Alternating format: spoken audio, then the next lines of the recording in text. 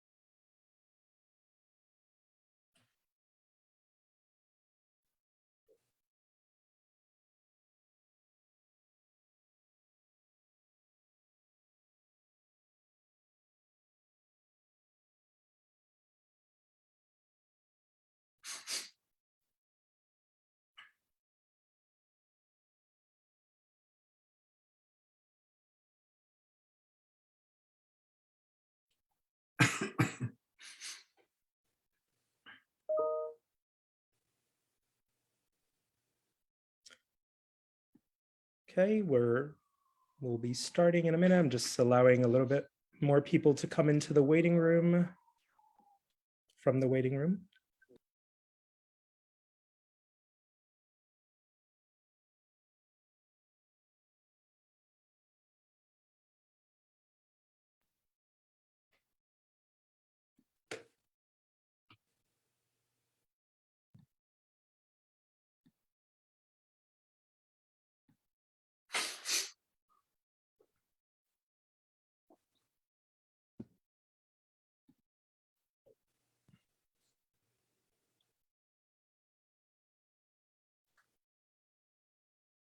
Great. Well, I believe we are ready to start.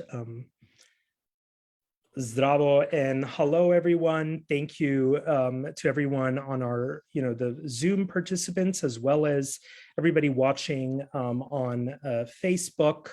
Especially good morning to our folks in Australia and Macedonia and the rest of Europe. My name is Meto Koloski, and I'm the president of the United Macedonian Diaspora, the leading global voice for Macedonians based in Washington, DC. Welcome to tonight's Muabet Meto with University of Florida professor in Medieval History and Archaeology, Dr. Florin Curta, on the topic Slavs of Macedonia. Hello. Thank you. Thank you. Hello. How are you doing? Pretty good, pretty good. Just to warn everybody, it's not, this is virtual background. It's a campus, the real campus, but it's night here. So you said good morning. It doesn't look like right now. Today's weather in DC is about 22 Celsius, which is very good, but it's supposed to go down to about 5 tomorrow. So I'd rather be in Florida with that background. It was like this today. So it's a real, it's a real picture. I took it. It's the real campus, the quiet on the campus of University of Florida. It was like this today, but not at this moment. Well, Florin, I will introduce you and read a little bit about your bio in just a minute.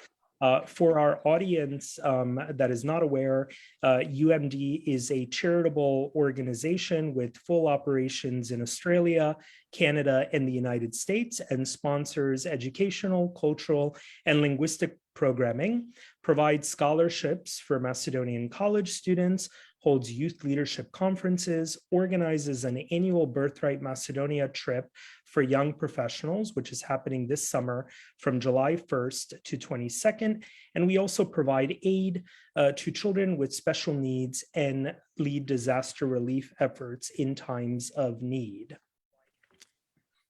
Now, Dr. Florin Curta is a specialist in history and archaeology of the medieval ages, with a particular interest in East, Central, and Eastern Europe between circa 500 and circa 1250. He received his PhD from Western Michigan University in 1998 and is the recipient of an NEH fellowship at the American School of Classical Studies in Athens, a senior fellowship in Byzantine Studies at Dumbarton Oaks membership in the Institute for Advanced Study, School of Historical Studies in Princeton, and American Council of Learned Society's postdoctoral fellowship in East European Studies, and a visiting scholarship from the Corpus Christi College in Oxford. He has taught at the University of Florida since 1999 and is the founding member of the Medieval and Early Modern Studies program. His first book, The Making of the Slavs, published by Cambridge University Press in 2001, won the Herbert Baxter Adams Award of the American Historical Association in 2003. He is also the author of 5 other books, which I'm sure he's going to tell us a lot more about during tonight's discussion. Curta is the co-editor of the Brill series, East, Central, and Eastern Europe in the Middle Ages, 450 to 1450, and of the Palgrave Macmillan series, New Approaches to Byzantine History and Culture. He is the director of the certificate program in medieval archaeology at the University of Florida. And about 2 years ago, I read a paper by Florin entitled, Were There Any Slavs in 7th Century Macedonia? And as you can imagine, I immediately reached out due to my curiosity. And so, Florin, perhaps you can tell us a little bit more about your background. You come from Romania, which I hold dear to my heart because there is a Macedonian community we have worked with in Romania, and Romania recognizes an official Macedonian minority. It gives them linguistic rights and cultural rights, and we actually have a member of parliament in Romania of Macedonian heritage. And so I'm very excited to welcome you. And particularly regarding, the Slavs, something, to keep in mind, and I'm sure you've come across this, is a lot of the times, neighbors or others that have tried to deny the identity of Macedonians have sort of used this terminology, oh, you're just Slavs, so that you have no connection to anybody else, in Balkan history, from ancient times to today. And I've always been of the mind, we share a lot of this history. Why are we always have to be called the Slavs and nobody else? So, I'm going to just throw that out there to start the conversation, but tell us a little bit more about your background. I've prepared a series of questions, and we have, I'm sure, questions from the audience, but why don't you start and tell us who Florin Curta is? So I was born in Transylvania. Yes, there is a real region by that name, and Dracula did not live there, no. I grew up in a very mixed ethnic milieu. Part of my family is of Saxon origin, German speakers. The emphasis in my childhood was on making friends with Hungarians. All those 3 languages, Romanian, Hungarian, and German, are very different from different families. So very early on, I developed I would say a taste, maybe more. It's a very pragmatic approach to understanding not just languages, because languages are just gates into different modes of living. And with that came a number of questions about who am I, what are the other people, and so on. So I lived for 27 years in Romania throughout much of the communist regime. Ceausescu came to power in the year I was born, by the way. So I was there at the revolution in 89. I left in 93, 4 years later, came to do a PhD in the United States. By the time I was leaving, I already was employed in the Institute of Archaeology at the University of the Romanian Academy. I was about to say that I graduated the University of Bucharest with a degree in history.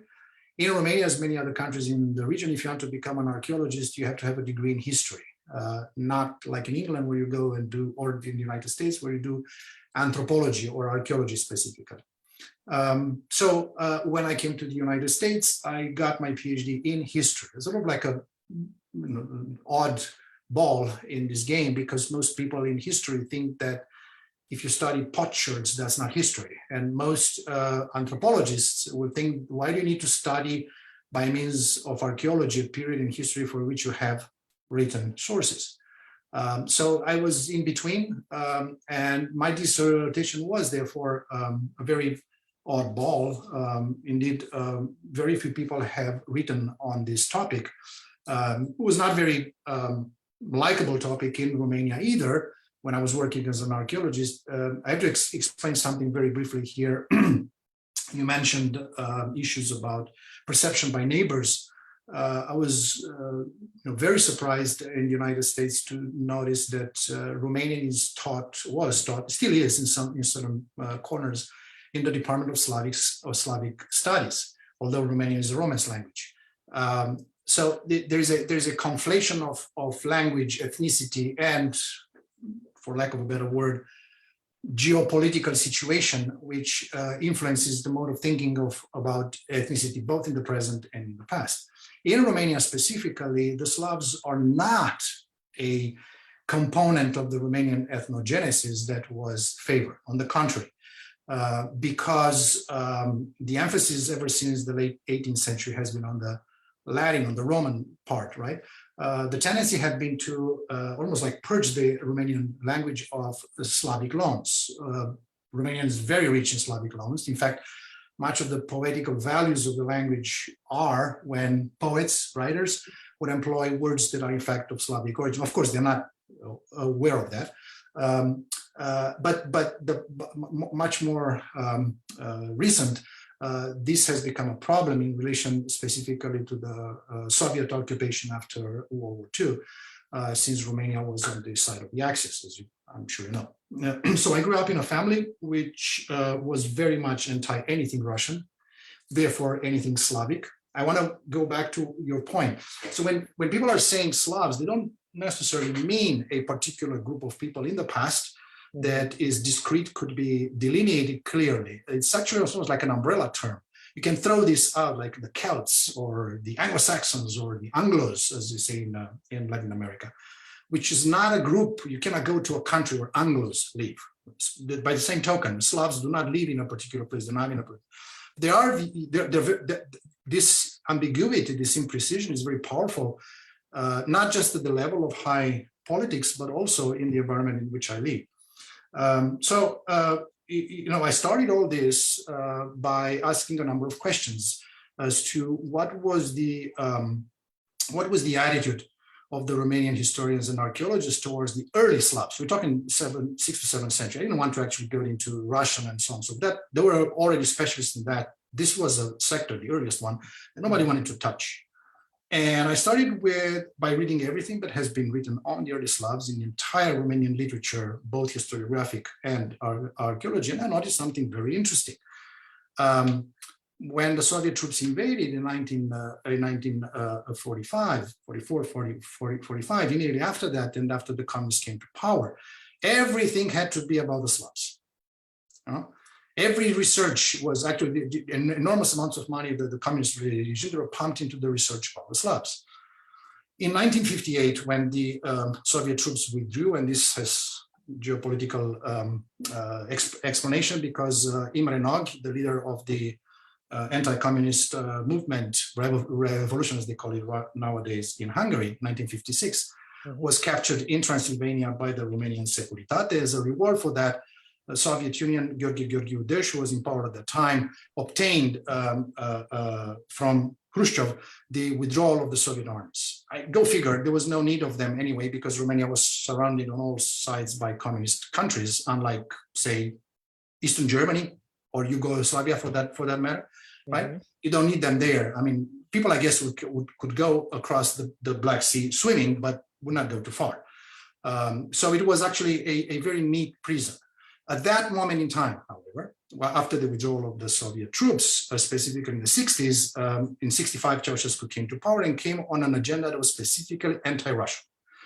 The invasion of Czechoslovakia took place when I was only 3 years old. Everybody was applauding the fact that Ceausescu was actually resisting the Soviet power by not cooperating with the Warsaw Pact and sending its troops. Romania was the only country that did not send its troops to Czechoslovakia for the Prague Spring. That, to our subject here, had tremendous consequences. The same people who 15 to 20 years ago said about those spots, those settlements that had been excavated with that money poured upon them by the communists. Oh, we have found the Slavs. Now turn the page and said about the same parts, the same settlements, they are of Romanian origin. They're not Slavs. So I was very interested in actually figuring out this polarity here, how it worked. And a lot of people thought that Ceausescu was dictating to archaeologists what to say. And by looking very closely at when those specific articles were published and how, I found out that, as a matter of fact, Ceausescu received messages. That was the archaeologists who told Ceausescu what to say. And that created two very interesting paths in this. One, which was very new at that time, this is 90s, early 90s. What are the implications of archaeological research for politics, right? What is the, now, I'm not saying how do politicians get involved into the archaeology or the interpretation of the archaeological, the opposite way. How do archaeologists use politics to make their case for whatever agenda they have? That's one question. And the other one, of course, was what actually happened to those early Slavs? I began to actually, having read everything, I began to realize that no matter how you take it, whether you believe in migration or you don't, maybe we're going to get to this point, which is part of my major argument in the 2001 book, and also in the recent one published last year in 2021. Which I got a copy of. And I'm yes, thank you for buying it. I'm looking forward to reading the rest of it. So whatever you think, I mean, the territory of Romania, we're not talking about, the boundaries, largely that area, Carpathian Mountains, the lower Danube, the Black Sea, is a territory through which some kind of influence that, as you said, Slavs must have been transmitted to the Balkans. You cannot get the Slavs from, let's say, whatever you want, in Poland, in Belarus, whatever you want them to come from. And to go to the Balkans, to Macedonia, even to Greece, right? They have to cross that area, which is now the present-day territory of Romania. And because that was also right next to the Byzantine border, because there's plenty of coins, and so therefore dating could be done fairly well, even before radiocarbon and so on and so forth, all those questions about the Slavs that people are asking in the Soviet Union, in Poland, in Yugoslavia, in Bulgaria, and so on and so forth, actually avoided this huge area right in the middle. And I realized very soon that I wouldn't say that the key was there, but that the key questions were about there, because that's the same area that Byzantine authors writing in Constantinople in the 6th century knew. They did not know where Poland was. They did not even have a notion of Poland, right? What's that, right? But they did know about the territories immediately north of the lower Danube, where the frontier of the empire was at that time. So I came to this through a variety of angles. And once I was in the United States, I realized that there's a lot more to unpack. And the result is the dissertation, which I defended in 1998, that they became 3 years later the book. I began to actually think about archaeology in different ways. Western Michigan University is in a place in Michigan called Kalamazoo. That's an Ojibwa name, by the way. And it's a very important place because during World War II, towards the end of World War II, there was a song, I Got a Gal in Kalamazoo, which was very popular. And most people think, therefore, because of that song, that Kalamazoo is just no place. It's just like Timbuktu. Actually, there's a Timbuktu too. But anyway, it's a fantastic exotic word. There is a town. When I was in graduate school, there was a sign in the airport when you get out of the airplane, it says, there really is a Kalamazoo. And one thing that put that town on the map, the city on the map, was the largest Congress on Medieval Studies that takes place still every year in the world. At its golden age, let's say mid-90s to 2010, during that period of time, 6,000 participants. Those were just people who gave papers, not counting those who were just coming to see friends, listen to the papers and so on. So it was an extraordinary avenue for me to communicate those ideas. And very soon I became aware of the fact that in order for me to be understood, I needed to actually move away from my path to very big boulders, big stumbling blocks. One was a perceived mistrust of archaeological data, about which I said a few words earlier on. You see, the Congress was created by people in English departments who have a passion for the Middle Ages because of Chaucer and literature and things like that. They did not understand how archaeology works and how archaeologists think. The second one was in enormous ignorance about Eastern Europe in general, geographically, historically. It's pathetic. So my goal was, I went to that Congress for 25 years in a row, every year. Proposed and organized sessions and did all of that. There was a session on the early Slavs as well, linguistics and archaeology.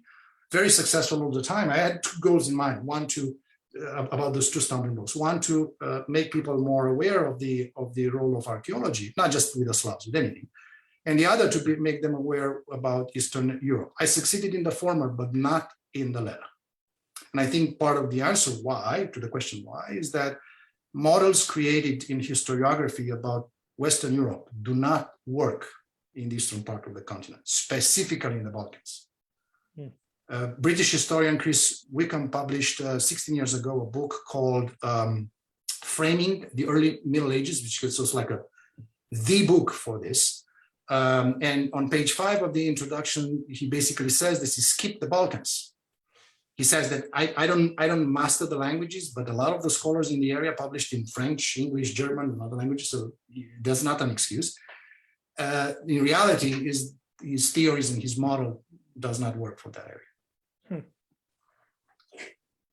Wow. Very, very fascinating for me. And one, I apologize for not knowing about this major Congress on medieval. Don't worry about it. You're not the only one who doesn't know. I'm quite curious. What are some of the challenges afterwards, and why University of Florida? It's rare that you meet somebody that focuses on this part of the world anywhere, at the major universities in the US or other places. But, there's a lot more funding when it comes to perhaps, Russian politics. You're not going to find that much funding in the Balkans, regarding research and all that. And, it is this pocket, this empty hole. And, there's so much that the Balkans has offered to the world historically, and a lot of people are still not aware. And so you're doing a lot of work to bring awareness about this, and and this mistrust that you said. But I guess why Florida out of all places? So I graduated in 1998, couldn't find a job. Long story short, I actually started a second PhD.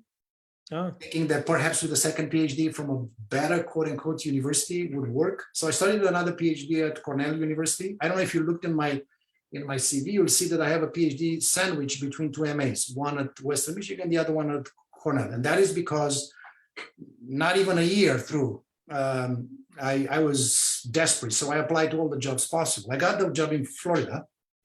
They liked me or something, I don't know. The people at Cornell said, don't leave without actually getting a degree. Could you write a thesis, an MA thesis in 3 weeks? I said, I can try. My MA thesis is on instruments of torture in Prudentius Peristephanon. This is a poem written by a 4th century Christian poet in Spain, Hispania at the time. Has nothing to do with archaeology's text, only philology and so on and so forth. I landed the job here. I've been here since 1999. I think that in many ways, the way to actually break this or remove those boulders is to go on untrodden paths. And Florida was one of them. Because people did not know what I was doing, they were curious, they encouraged me. For example, we have a Center of Byzantine Studies, which is associated with the Center for Hellenic Studies. In itself an appendix of the Department of Classics. I have very good friends there. They knew I was not working on Byzantium, properly speaking. In other words, I was not studying icons or Byzantine poems or something like that, right? And do people that focus on the Byzantine Empire only focus on icons? Well, I mean, there is a conference of Byzantine studies, and I gave up on going there. I'm tired of all those things, icon after icon after icon. I mean, don't get me wrong, I love icons, but maybe we should talk about something else too. I'm not saying no icons. I'm saying something more diversity. That's all I'm asking. Yeah. Anyway, at Florida here, I was encouraged and given money and support and all of that. Perhaps even more interesting is that I discovered that Florida has one of the best, if not the best, the second best department of anthropology / archaeology in the United States, North America. If there is anything better than that, that is the University of Arizona, right? Major names in the history of American archaeology taught here over the years, Marvin Harris, for example. And there are absolutely extraordinary specialists and very good people there. So I befriended them very quickly, maybe because they thought that I was an oddball in the history department. They all expected those people who actually work only in the archives. They were absolutely overblown to see that somebody in the history department appreciates and understands pots or cemeteries or skeletons or something like that, right? And soon came the idea that maybe we can use some of the skills that students receive by taking courses in basically or only American archaeology here at the University of Florida, but transferring them into those areas there. I offered for many years an archaeological summer school with my students at the University of Florida, every year in a different country. We went to Ireland, went to Poland. We didn't go to Macedonia. I'll tell you in a moment how I went to went there. But we went to Bulgaria, went to Romania, went to Austria, went to Italy, went to Spain. So every year would be a different site, different problems, and so on and so forth. It was tremendous success, tremendous success. This is how the idea of creating this certificate program in medieval archaeology came in. That is to say, modes of thinking could be applied to Mayan archaeology as well as to the archaeology of the Slavs. And it is from this dialogue that I learned a lot from them. Yeah. By asking those transdisciplinary and transchronological questions about humans. I mentioned that I will tell you how I got to Macedonia. Very good friends there in Skopje. I was invited to teach at the summer school in Ohrid. Okay. So I stayed for a summer there and taught. It was an extraordinary experience. Love that country to pieces. I'm just absolutely overblown by it. And something that you mentioned something earlier on about being very fond of Romania. Before we started, I explained that in Romania, those who are called in Romanian Macedonians, Macedoni, are not actually Macedonians, but are Vlachs who migrated from the Balkans, some of them from the territory of present-day Macedonia, to Romania in the late 19th century. Part of my family is of Vlach origin too, on my mother's side.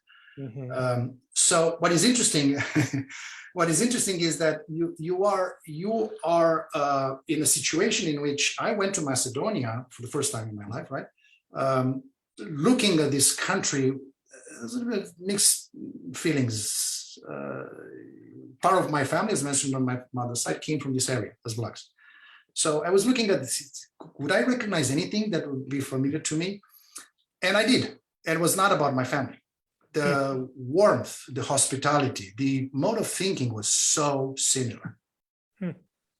Some would say this is the Balkan way. Maybe it is, maybe it's not. I don't know.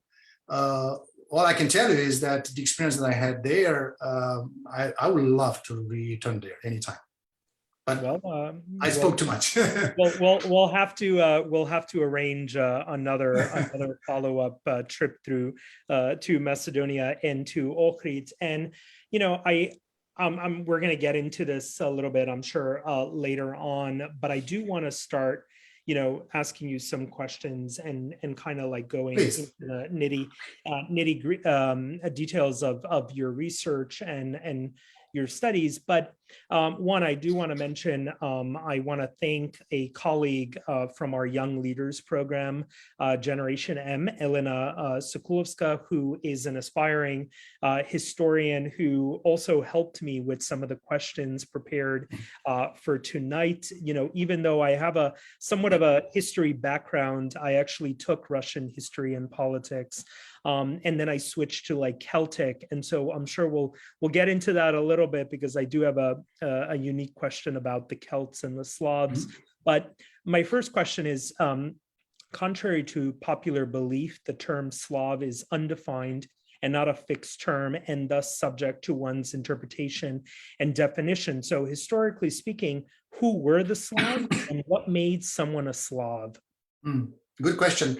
Let me start with the last one, with what made someone a Slav. There are two ways to approach this. The one that was preferred ever since the 19th century, perhaps even earlier, at least in Russia, Tsarist Russia at that time, was to say that whoever speaks a Slavic language is a Slav. And that is perhaps, that's my theory. I'm not sure everybody would agree with it, but I think the origin of that argument is the fact that język, depending upon the pronunciation of the word in different Slavic languages, means both what we call now nation or people and language.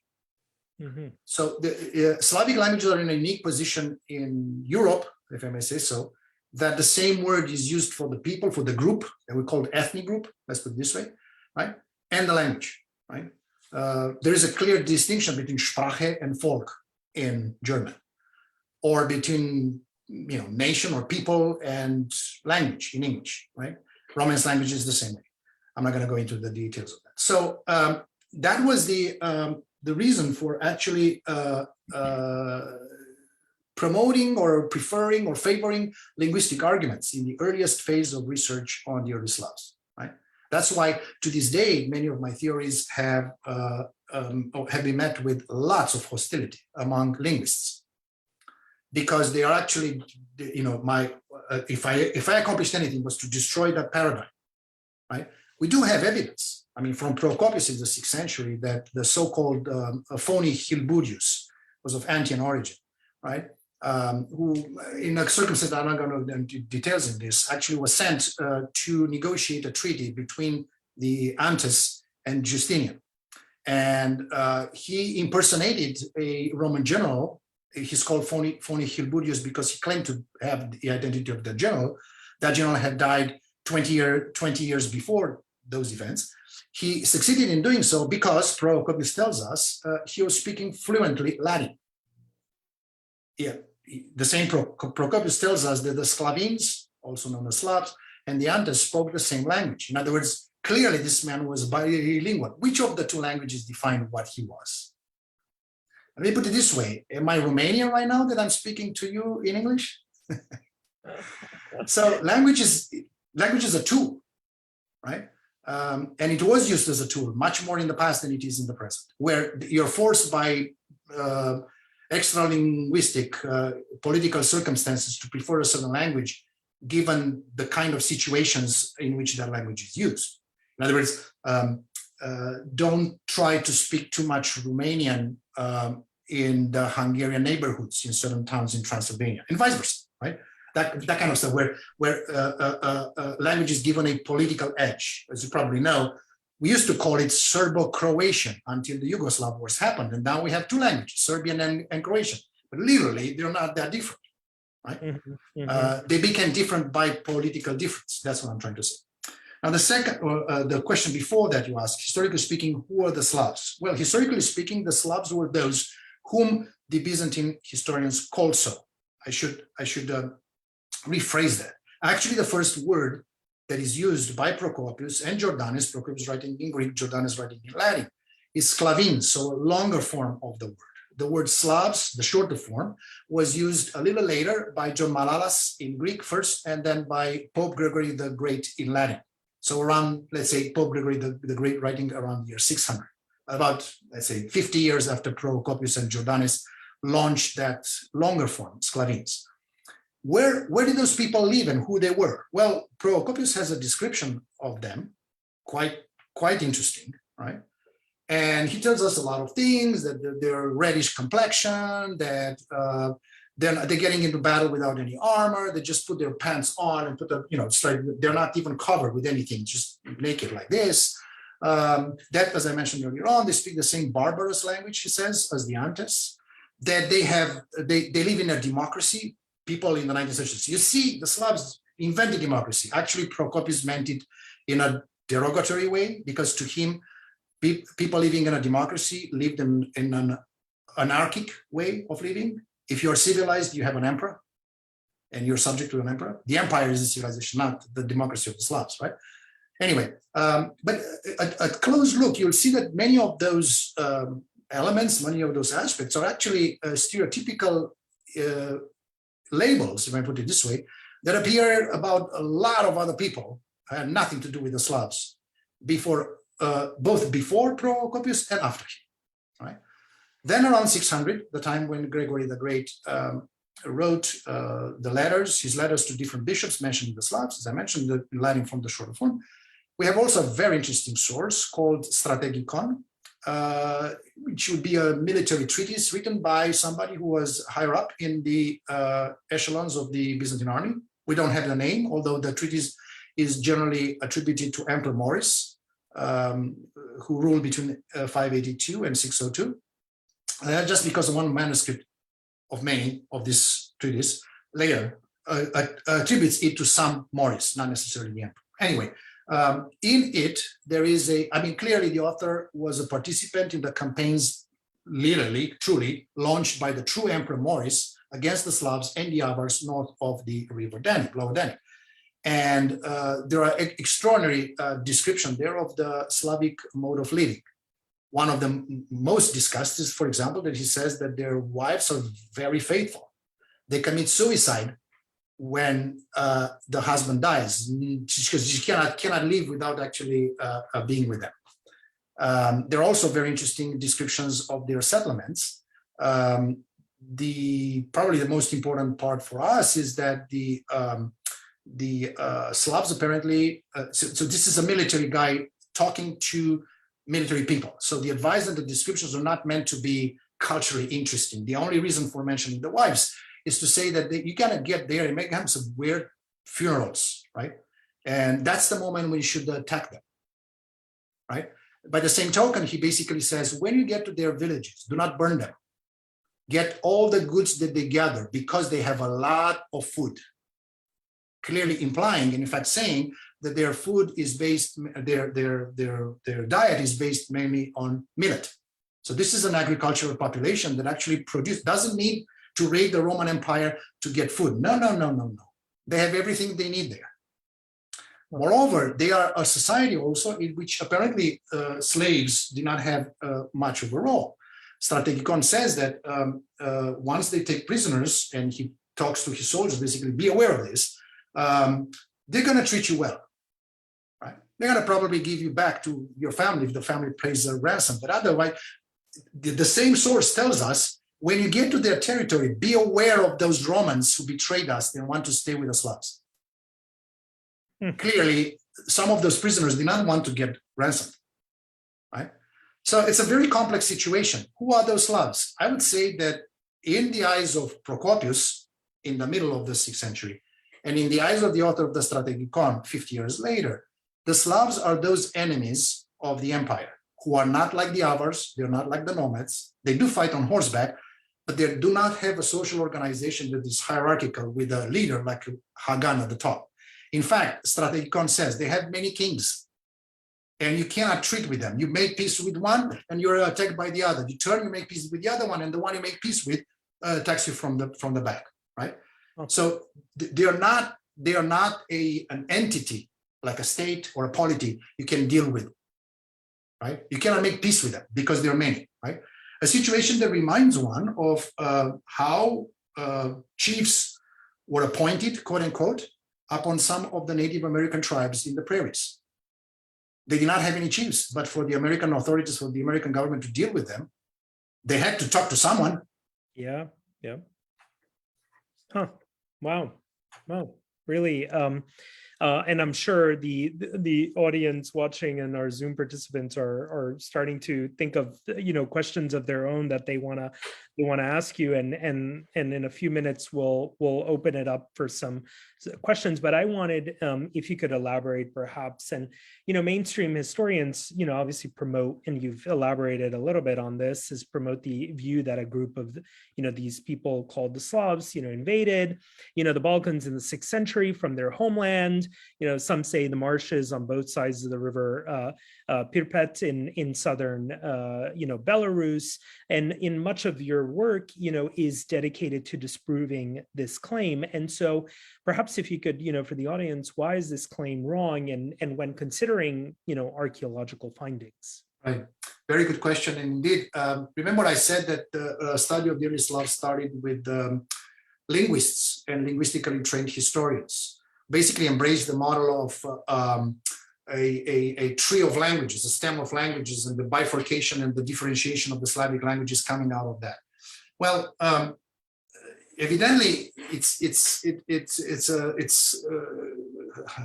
close to reason to say that if you have people in the Balkans nowadays, right, that speak Slavic languages, the Serbs, the Croats, the Macedonians, the Slovenes are a different thing there, but Bulgarians, obviously, right?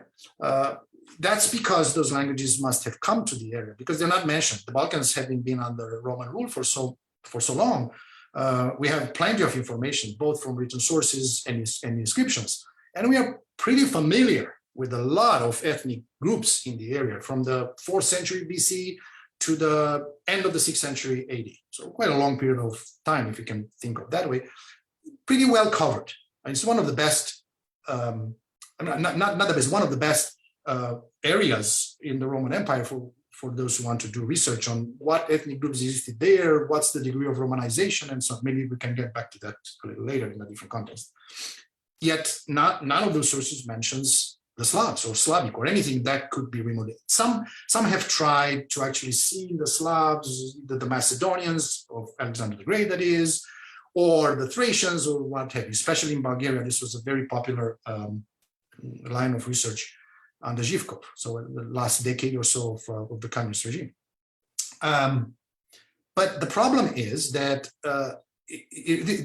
in fact, I would go, this is also a consequence of looking at this through the lenses of those who have been trained in linguistics, right? In other words, the only way to explain change, in this case, linguistic change, which obviously, as you know, is also a cultural change. As I mentioned earlier, languages are just gates into different modes of living, not just different words. There are different ways to do things, to cook, to, the economy, social organizing, blah, blah, blah, all of that, right? So, the idea was that the only way to explain changes when you go from one culture to the other, from one language to the other, was through migration, right? The STEM model with the bifurcation of the trees is based entirely on this model.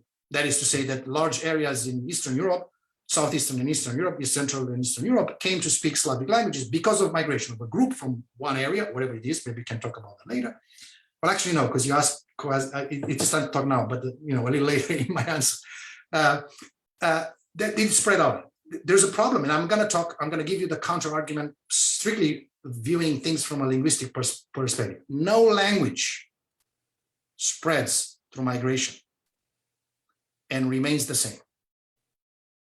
There are substantial differences between the English in Yorkshire and the English in Florida, as well as the English in Australia. That I speak now a form of English that everybody can understand regardless is because I am educated and there's a pressure of a certain form of the language. So should I call it standard English, right? But if I would switch to the Southern drawl, you'll not understand anything I'm saying.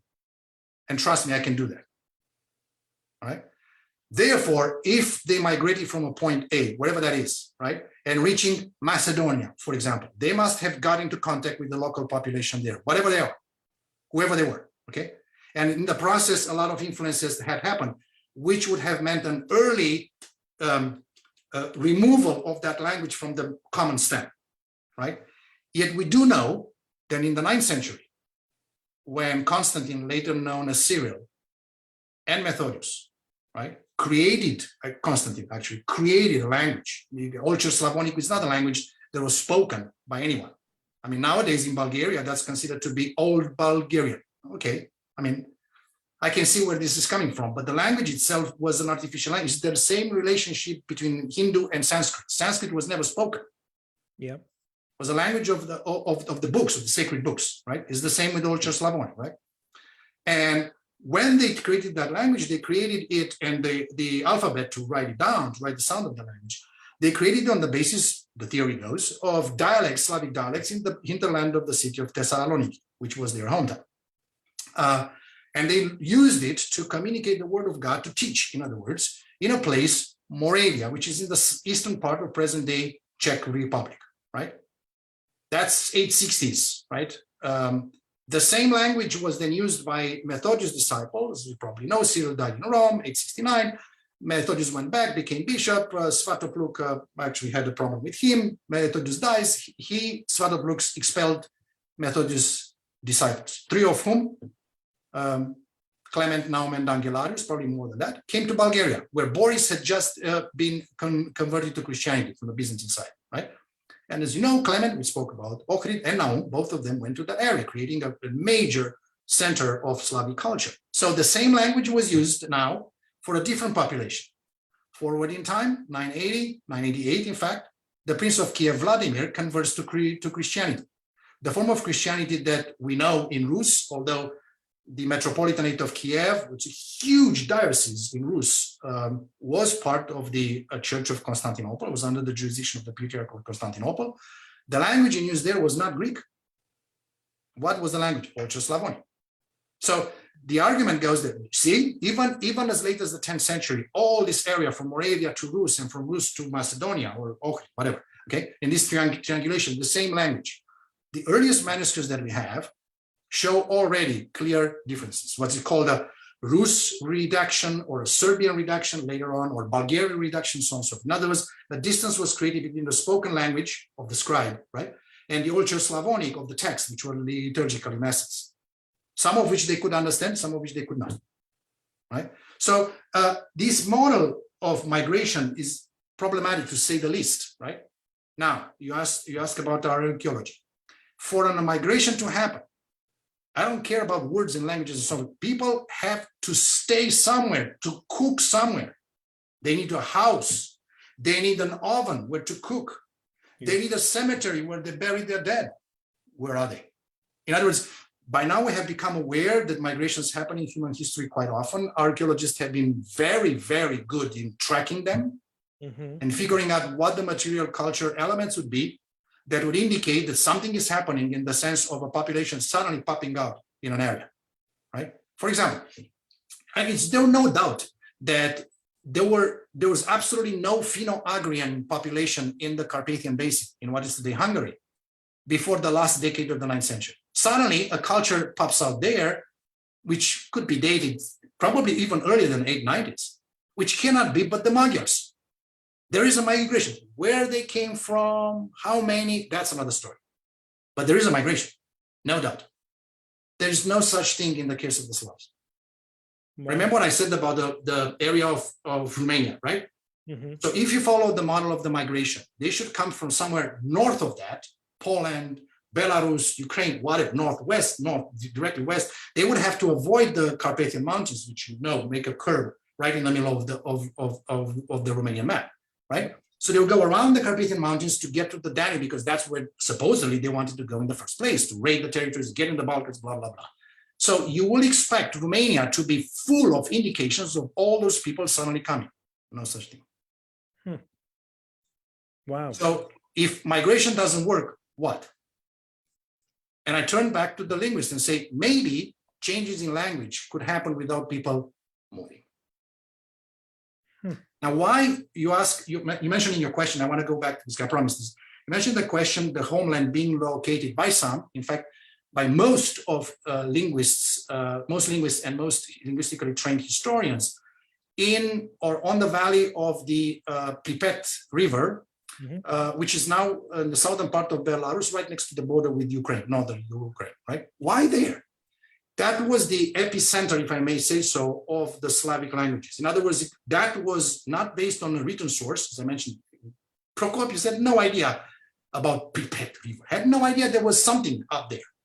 That region doesn't show up in the written sources until the 12th century. So what we're talking about here, 6th century, out of the radar. Nobody cares about that part of the world in Constantinople, right?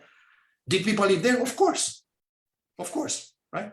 But why would we think that those people living there were Slavs? Because most of the calculations, quote unquote, if I may put it this way, that linguists made in terms of the relationships between the modern languages called Slavic, right, made them clear that the center of diffusion must have been there, right? What we call nowadays as Common Slavic, which is presented as being the language that was spoken by the Slav, is a construct of the linguists. There is absolutely no evidence that the Slavines or the Slavs mentioned by Procopius or John Malalas spoke any language. Nobody can tell you what the language is. We only assume that that was Common Slavic, but it's important to know that that's an assumption. If that is an assumption, then there is no way to link that language to the area I just mentioned to you from the Pripyat marshes. And by the way, archaeologically speaking, you might expect the area from which the group leaves and goes, so from place A, where the group used to live, group goes to place B, a migration point, address, target, right? You might expect a diminishing settlement, archaeologically visible, in point A, because those people moved and are somewhere else. They buried their dead somewhere else, not that many houses. In fact, in the Pripyat area, following the migration, supposed migration of the Slavs from that area, there is an increase of population, not a decrease. So, what I'm hearing here is, that this Slavic migration theory, emerged as a result of geopolitical, interest of these, different empires or linguists and whatnot. And then if you could perhaps, kind of touch a little bit more about that, but also the role of, genetics, and how do they challenge the mainstream, view of, these Slavic migration theories? Here we go into something else of equally, to me at least, annoying noise, right? It's really a noise. Everybody wants now scientific proof that ethnicity X or Y was in point A or B. There are many problems with use of genetic data, or as I would like to call it, molecular anthropological data, because as you will see, actually a lot more in terms of migration could be obtained not by genetic, not by DNA, but by isotope analysis, strontium, oxygen, lead, on the teeth, right? Why? Explain very shortly. Because the teeth are formed during the early years of life. So, upon death, your teeth will show the water and the strontium in that water that you drank while you were a child, irrespective of where you're moving. So let's say we are in Florida right now. I'm dead. They're gonna bury me. 20 years later, they're gonna take me out, studying my teeth. This guy comes from Transylvania, because strontium doesn't have an even distribution on the face of planet Earth. You can actually figure out relatively easy where those people are coming from, right? Mm-hmm. Mm-hmm. DNA cannot do that. Let me explain why. Evidently, haplogroups exist. Evidently, there are clusters, right? But let me explain a little bit how molecular anthropologists work, those that work with DNA, right? There are two ways to do it. You can study a modern population, right? Study modern populations. Compare, let's say, let's take DNA samples from people in Macedonia and compare them with people in Belarus, right? And if they match, man, a migration from Belarus to Macedonia, although the opposite could be also true. By just virtue of molecular anthropology, you cannot tell what the direction of the movement is. I don't know if you can see this. This is denies history. Even if that would be true, both groups in their respective areas have been through thousands of years of changes, mixing of population and DNA and so on and so forth, right? You may be surprised to find out that maybe you're going to find a third group, say in Crimea, that actually shares with both Belarus and Macedonia the same haplogroup. This is something that actually troubles the water even more. Another way to do this is to compare a modern population, let's say Macedonia, with a medieval population from the same area. So you excavate a cemetery, it has to be in inhumation cemetery. I'll get to this point in a moment also. In other words, where people are laying down the bodies in pits, right, as they are, right?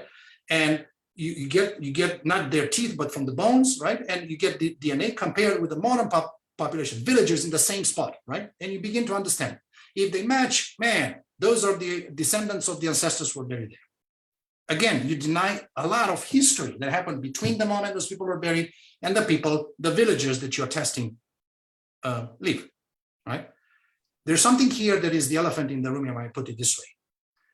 There is no way to date genetic changes, just like there is no way to date linguistic changes. Linguists cannot date any phonetic, morphological, linguistic changes without the help of written sources. So before the 9th century, when I said Constantine Cyril created a language and wrote it down, we have no idea when those changes happened. The same with genetic changes. When did the specific haplogroup intrude in a certain area? Okay, it's a migration, but when? A scholar working in this field, working with DNA, cannot tell you whether that migration happened in the Neolithic or in the 6th century. It cannot date it. Only when looking outside the sources, well, it looks like it's a medieval settlement, so it must be in the Middle Ages, not prehistory. That's cheating a little bit because it's not, you don't find the answer inside the evidence. You find it with the help of evidence from the outside.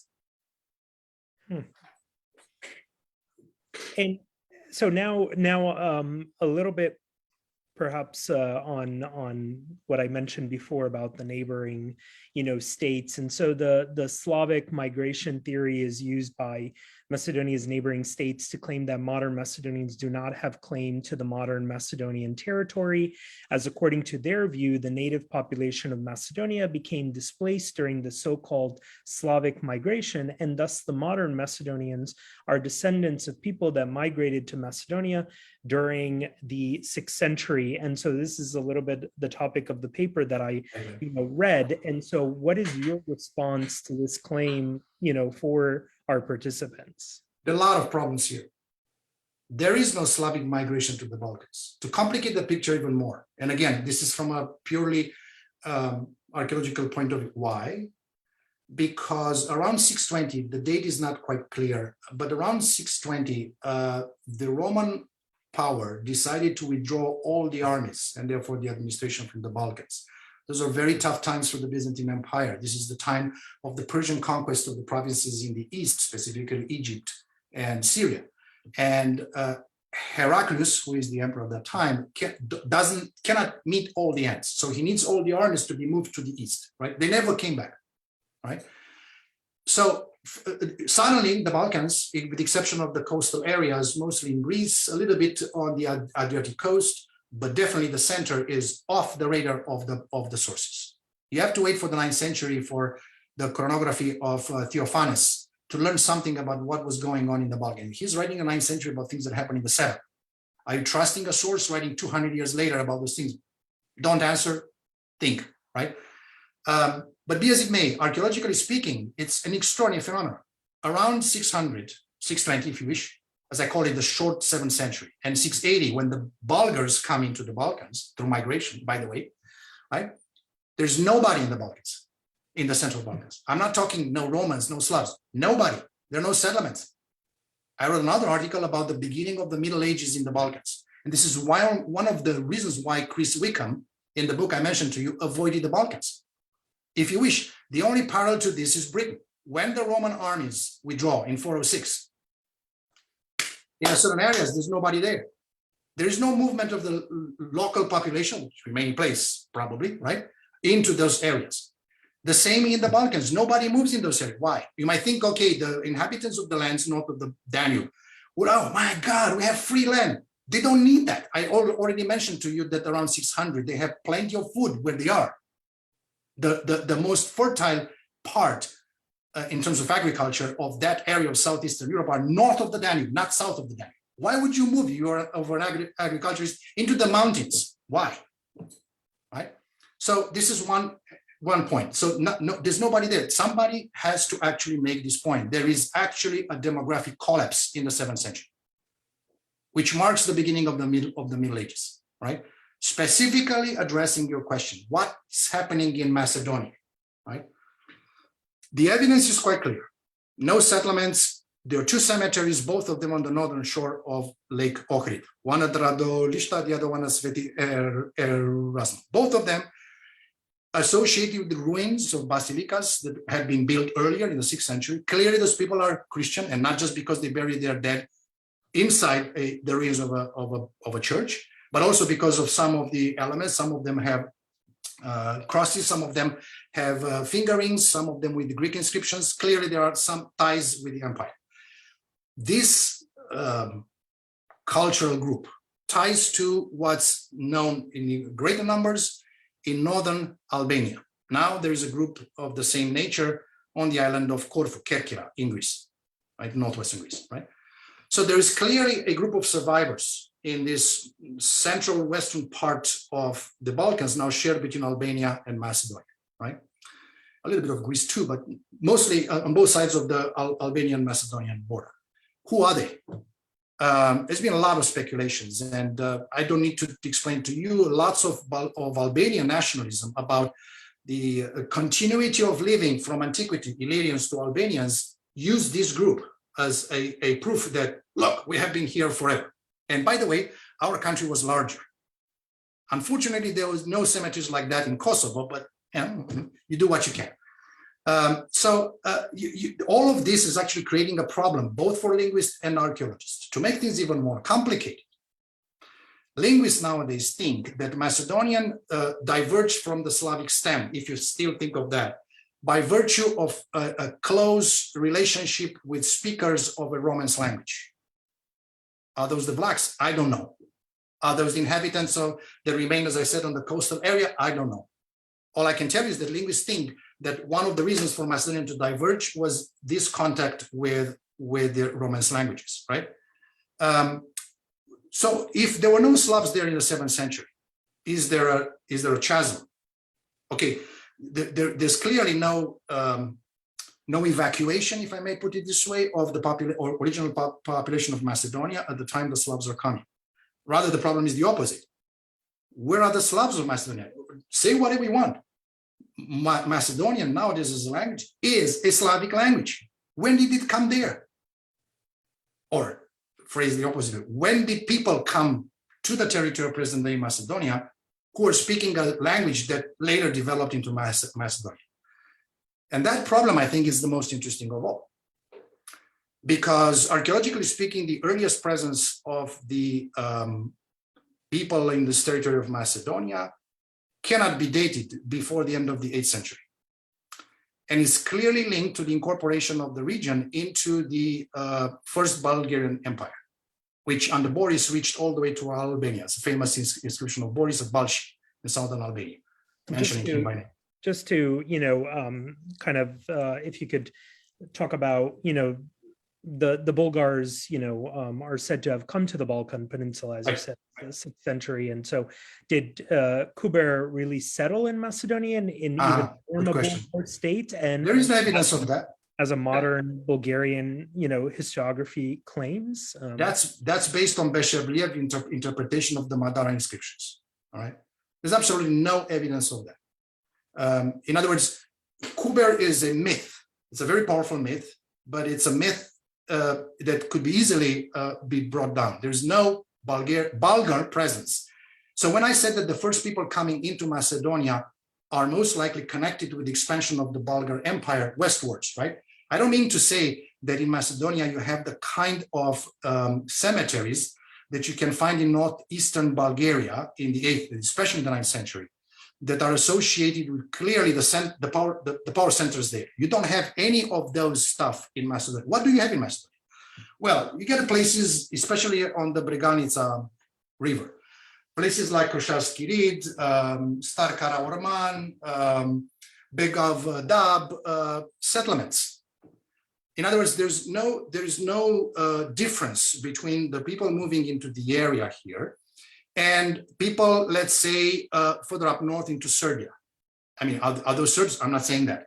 I'm saying that in terms of material culture, those things are very similar. And they're similar, by the way, with what existed at that time north of the Danube in present-day Romania. In other words, there is, culturally speaking, strictly in archaeological terms, there is a continuum on this side, out of which certain peaks jump up. For example, the northeastern part of Bulgaria, what I mentioned, we can see an elite of warriors, right? That probably, if you follow an interpretation that is favored right now with the Fiedler, were ruling over those agriculturists living in those settlements. What I'm trying to tell you is that there's no evidence of the presence of the Bulgars in this region. Suhareka and a number of other sites in Eastern Macedonia, a number of caves have been found in the 90s that on the walls of which people recognize the number of runes, runic signs, right?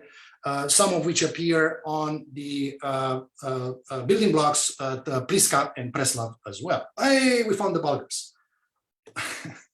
I don't think you can move that fast from one element to the other. Runes like that appear in Serbia and Rus as well. Does it mean that belong to the Bulgars? Or does it simply mean that the leaders there, natives, actually wanted to imitate the culture at the center of the empire because that's where the power was, right? I am, as you can see, very reluctant to put an equal sign between pots and people. I don't think ethnicity is recognizable by archaeological means, but not as simplistic as say, this is a Slavic pot, this is a Macedonian grave, this is a Bulgar bracelet, and so on, right? It doesn't work that way. People are using material culture to make statements about themselves. If you would list all the things that I wear on me right now, you'll figure out that I'm neither American nor Romanian, but probably Chinese. So material culture is not an indication of who I am, but I use it in a certain way to make statements about myself. Of course, and you know, obviously pop culture and everything like that. You know, today with young folks. Another question, just you know, and I do have one burning that I want to ask, and then I noticed a couple of questions in the chat. Yeah, a lot of questions. I read them all, but I have to talk at the same time. I think one of them you elaborate on, but just on the Bulgars in that aspect, you know, considering you were the editor of Mitko Panov's book, The Blind State, which is dedicated to the historiography of Tsar Samuil, what do you think? Does Macedonia have a claim onto Tsar Samuil's state? Of course. I mean, he invaded Greece. He went all the way to Larissa, right? And he took the relics of Saint Achilleus from there and put them in the church on an island in the middle of the lake Prespa, where he created his residence there. As long as that part of the territory, well, actually, I think that right now the island is on the Greek side. Anyway, it doesn't matter. Yeah. The point I'm trying to say is that this is an area that was Macedonia. I mean, what's the problem with that? I mean, let me ask you this. So, all right. So the region of present-day Republic of Moldova, right? Which is a different state than Romania, right? Is a region in which we know some of the earliest settlements of free peasants under Stephen the Great, the voivode, Prince of Moldavia, late 15th, early 16th century, were placed, right? Do the people in Moldavia have the right to actually claim that that's part of their history? Of course they have. I mean, I don't understand this argument. Now, let me take it in a historical sense right now. So not from the perspective of modern disputes over history, which seems to be a favorite game of a lot of people around the world nowadays, right? I mean, there is a reason we don't call it Kievan Rus anymore, because Kiev is in Ukraine right now. And hint for those of you who actually follow the news, right?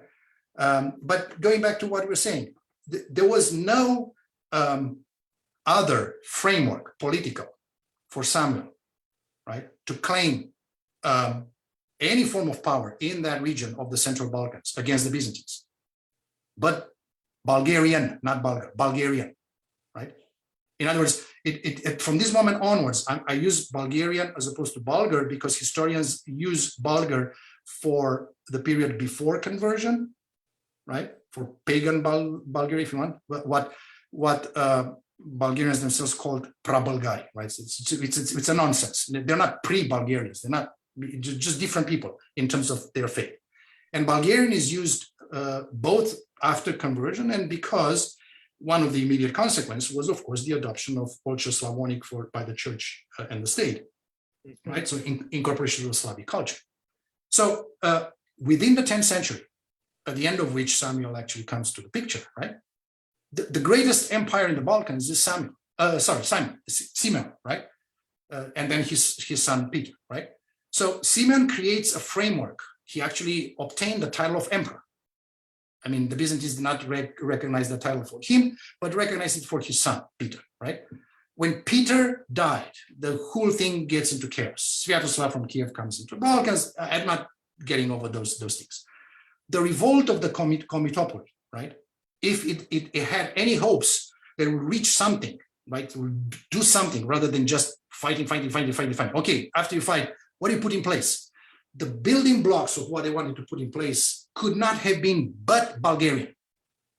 The situation is very similar to what later, much later, a leader of the Second Bulgarian Empire, who was of Vlach origin, by the way, Ioannis Kaloyanis. The Pope writes to him, hey, I've heard that you're of Roman origin and, you should come to the Church of Rome. And Ioannis said, no, I'm Bulgarian. My ancestors, and he quotes Simeon and Peter in the letter. He thinks, was he a relative of Simeon? Of course not. That's invented. But it is invented on a purpose because he wants to make claims, politically speaking, in a language, so to speak, politically speaking, that is recognizable. And the only one that is there is Bulgarian.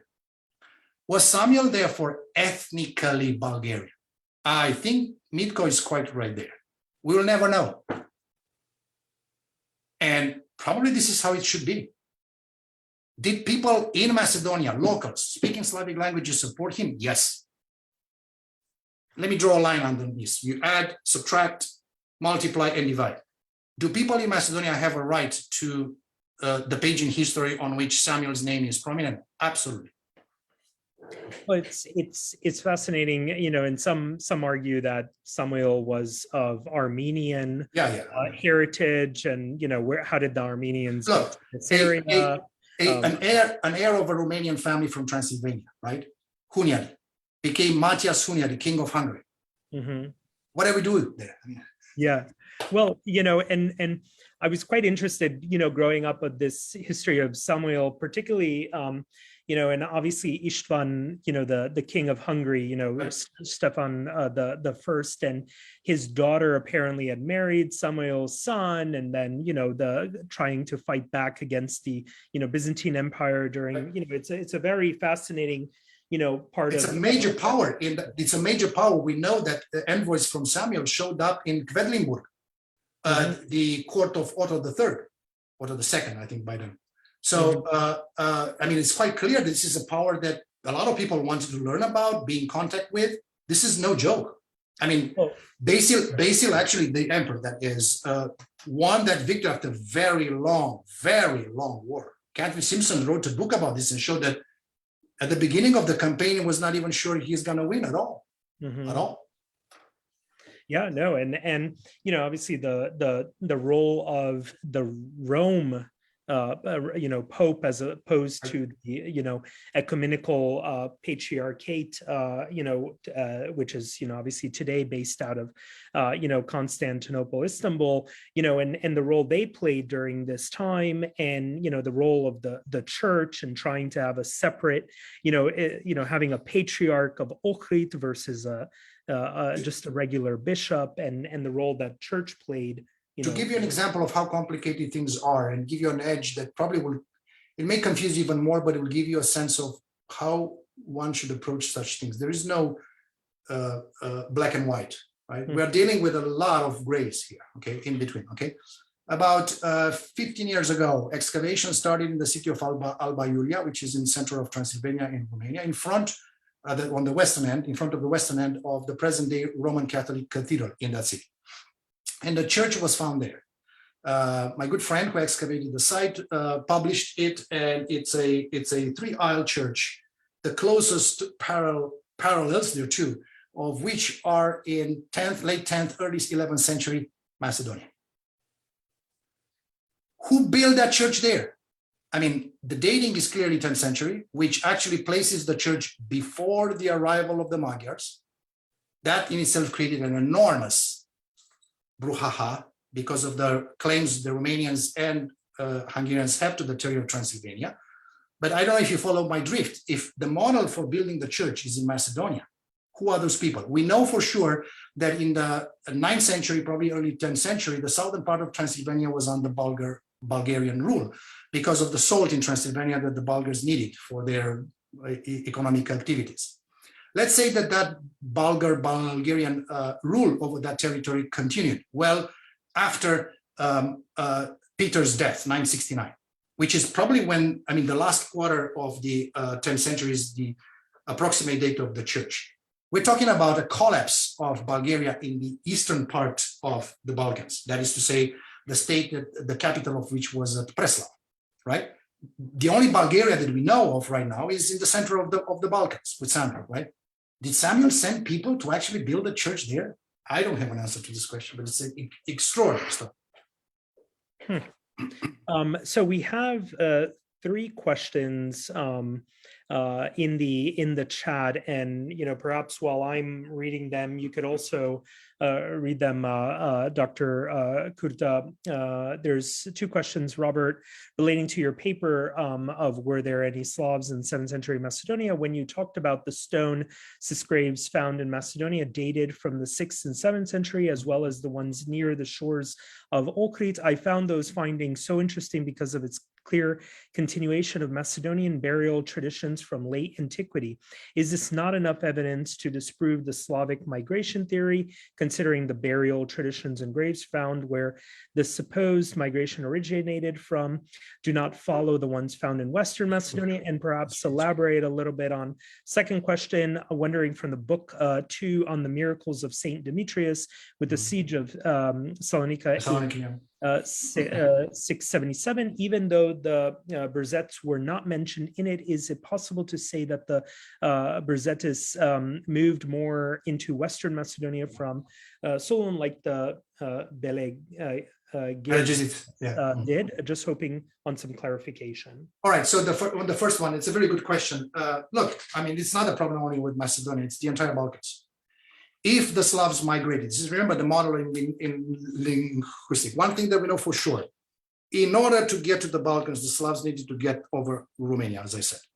And from the area of Belarus, where supposedly their migration started, all the way to Romania, the feature of burial rites in the late 6th century and throughout the 7th century are cremation burials. So a pyre, you burn the body, you collect not all the remains, some remains, put them in a pot, which is called an urn, and bury that urn. You cannot do isotope analysis. You cannot do any DNA analysis because cremation messes up the DNA big time, right? That's another reason for which DNA on the early Slavs will not work, because they did not bury their dead. They burned their dead and buried their remains, right? Now, the problem is that we don't have cremation cemeteries in the Balkans. If those are Slavs, man, they abandoned their old, by the way, burial rites are very conservative. Most population hang on to those things because that's something that relates to ancestors, to their mode of being, blah, blah, blah, all of that stuff. If Slavs came in person through migration to the Balkans, where are their cremation burials? None in Macedonia, none, absolutely.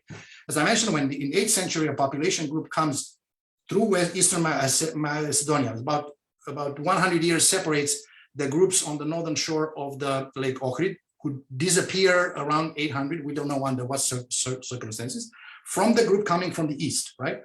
When that group comes from the east in, they are already inhumating. They are burying their dead in cemeteries with bodies. That's how we know we can date them, right? And they're very interesting because they're not like those in Bulgaria, which I compared them earlier on.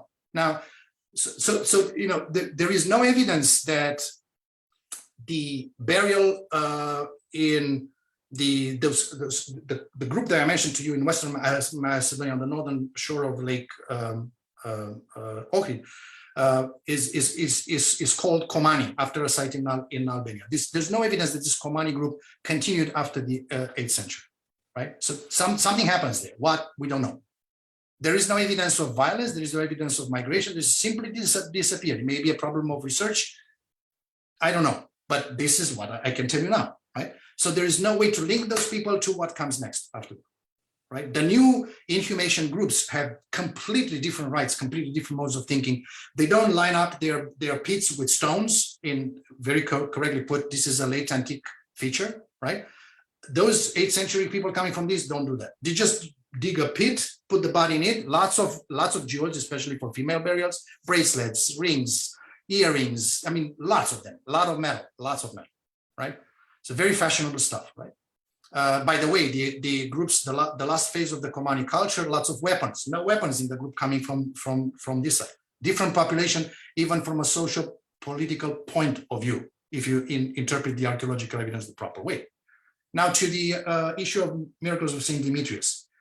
The only reason for the Berzits to be placed in Western Macedonia was the interpretation given to that particular passage by Paul Le Merle, who published the miracles both in Greek and in French translation, partial French translation. And he relied on that, on Lubor Niederle, the Czech archaeologist, who actually used his own interpretation of a passage in Theophanes, that early 9th century source I mentioned to you, mentioning a territory Berzitia, which sounds like the name of the tribe, right? Mentioned in the miracles of Saint Demetrius. But that territory is mentioned in the context of the conflicts between the Byzantine Empire and Bulgaria during the 8th century, during the century of iconoclasm in Byzantium. And since much of the fighting was happening in Thrace, it cannot be in Western Macedonia, it was way out there, right? So this territory, we don't know where it was because Theophanes doesn't tell us, but if we have to guess, it must be closer to the theater of operations, which was next to the Stara Planina, right? Not way out west there. So I don't think there is any evidence in the miracles of Saint Demetrius for any presence of anyone in the present-day territory of Macedonia. One other question from Gote in the audience. What does Professor Curta make of the stone inscription dated roughly to 822 by the Bulgarian Khan Omer Tag, in which he states that he and his Bulgarians came amidst Greeks and Slavs? I think the reference here is the Suleiman Köy inscriptions, which is actually a fragment of the text of the so-called 30-year peace that Omer Tag signed. There are two groups of Slavs mentioned in that inscription at various lines. Both of them are placed next to the Aegean Sea, because the sea is mentioned. And it's an exchange of population. In other words, those are Slavs that defected from Bulgaria, went to the Byzantine side. In terms of the peace, is that giving the Slavs back, most likely because Omer Tag as a ruler counted on their work. We don't know how Bulgaria worked in terms of taxes, what exactly was happening. The assumption is that Slavic communities or communities of agricultures, whatever their ethnic origin was, were paying some kind of tribute to the central power in Priska. That's an assumption, we don't know for sure. But that is evidence that he was interested in population, in bodies, right? He wanted the Slavs back. He wanted the Byzantine emperor to renounce those Slavs and give them back to the Bulgarians, to the Bulgars, to actually resettle them where they have left. That territory is not Macedonia whatsoever. Cannot be. It's by the sea. It's not in the center, in a landlocked part of the peninsula. Thank you. Thank you so much for that. One question that I had, taking into consideration your book, the Edinburgh History of the Greeks, 500 to 1050, the early Middle Ages. Did the Greek ethnic identity exist in the medieval period? If so, has this Greek ethnic identity had continuity from the Byzantine period until today, as modern Greek historiography claims? It's a very good question. And the answer is no. It's the same problem as with the Slavs. When medieval sources, more Western, writing in Latin than Greek, obviously, were calling some people Greeks, they meant Byzantines, what we mean now as Byzantine. As you probably know, Byzantine is a modern term.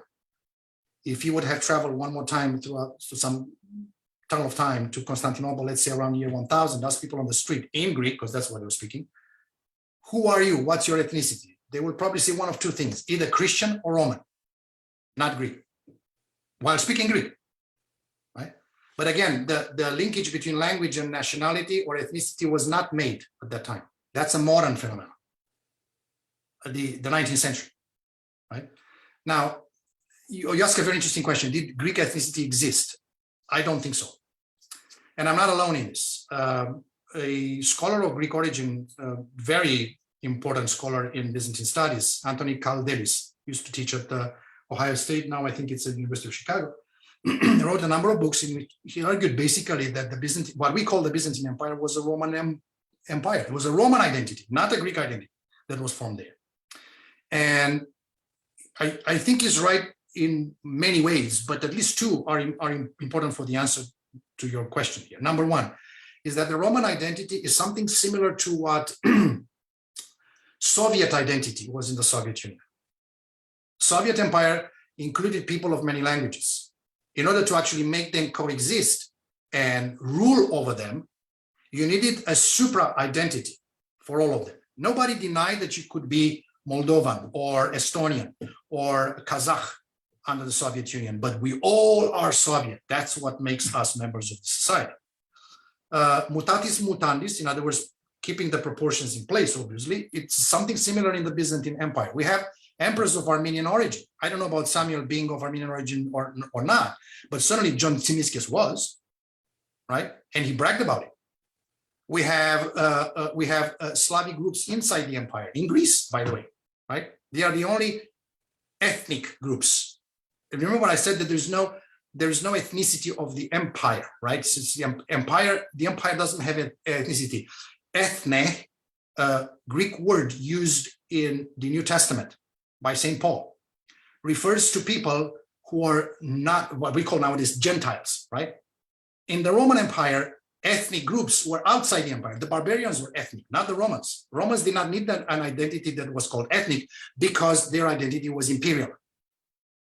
They were subjects of the emperor, and that was sufficient.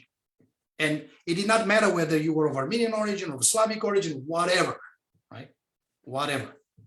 As long as that was an identity that sort of covered them all, you were in it. Did that identity encourage adoption of the Greek language? Constantine Porphyrogenitus, Constantine VII Porphyrogenitus in the 10th century thought so. That in Greece specifically, people that were Slavic origin that were actually converted to Christianity, sooner or later they would start to speak Greek. But again, we're going in circles here. I don't know if you noticed, we're going back to the argument of language. Did that language come sort of like a package with identity? At the moment you speak Greek, you become Greek. Am I American just because I speak English to you right now? Would you make that assumption? Do you see what I'm saying? Right? Yeah. So there is no mention of a Greek identity in our sources. The only way to actually gauge this problem, right? Now, as you probably know, the problem of continuity exists in Greece as well. And that is largely because of the Byzantine Empire. Since Greek nationalism was built on antiquity, unlike all the other nationalism in the Balkans, which built up their identity based on events that happened in the Middle Ages. Most of the heroes, we mentioned Samuel, in Romania as well, Hungary, Stephen, and so on and so forth. Not just Slavs, everybody in the Balkans, with the exception of the Greeks. Even Albanians who can claim an age, historical age as deep as that, actually push Skanderberg, a medieval hero, not some whatever ancient hero. I don't think they have any anyway. So in Greece, nationalism was built on antiquity.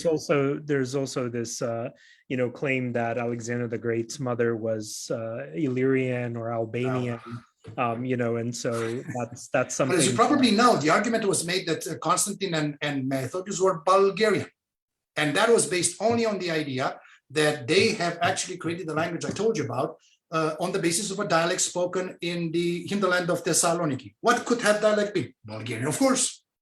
All those are assumptions. This is how myths are created. I'm talking facts here. All right. So sorry, go ahead. Yes, go ahead.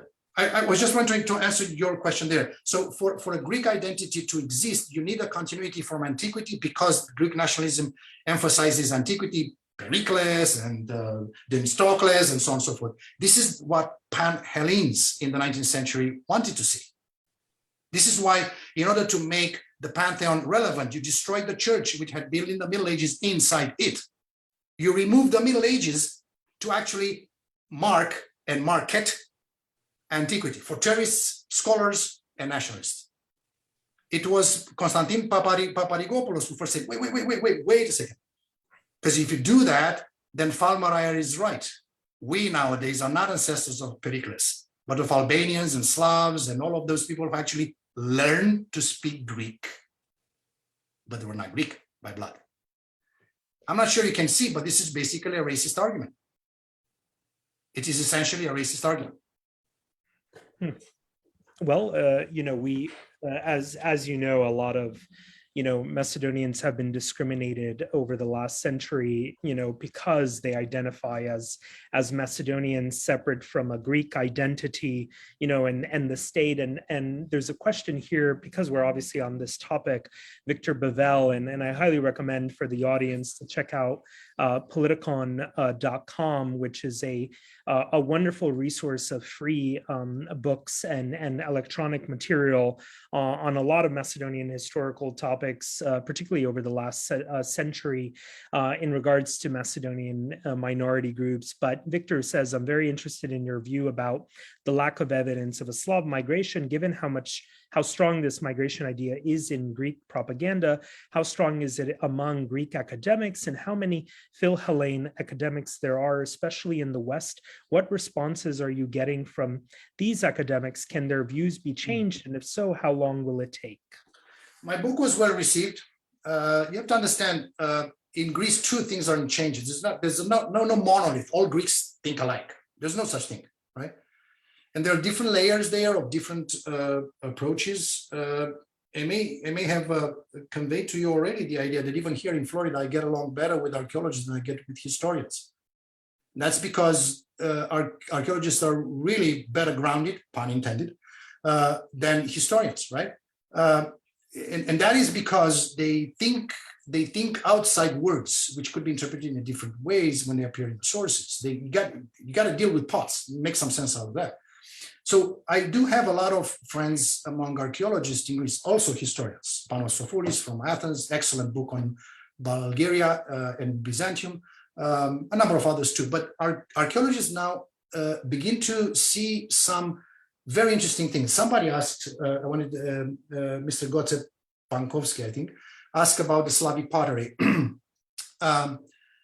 There is no such thing as Slavic pottery. It's just like the language is actually something created artificially. The concept of Slavic pottery does not exist. There is no pottery Slavic per se, right? What was found in the Peloponnesus at Olympia when the new museum was built in the 50s there was a cemetery of cremation. Remember I said that there's no cremation cemetery in the Balkans? I take that back partially. There is one in Greece. Because there is no other cremation cemetery like that, in other words, you move from Olympia north, trying to find the analogies, not just for the urn cremations, but for some of the artifacts that were found there, like flint steels and buckles and beads, right? Glass beads. The closest analogies for them are in the Carpathian Basin in Slovakia.